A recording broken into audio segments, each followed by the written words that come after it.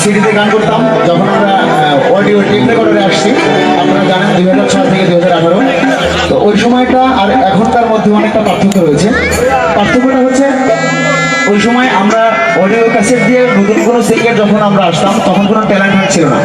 তখন কোনো মানে এই যে যারা আমরা ধরেন ক্লোজ আপ বা সেরা কণ্ঠ যাই বলি ট্যালেন্ট, তখন কিন্তু এটা ছিল না।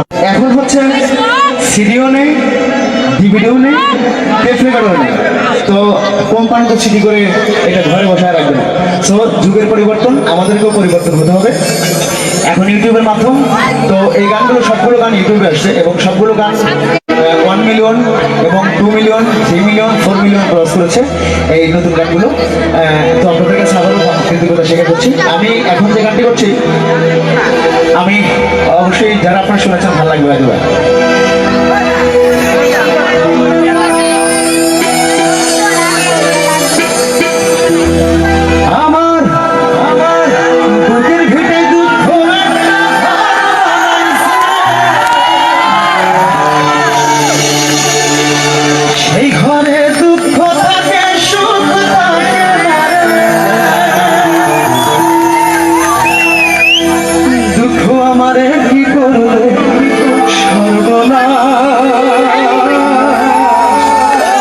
দুঃখের মাঝে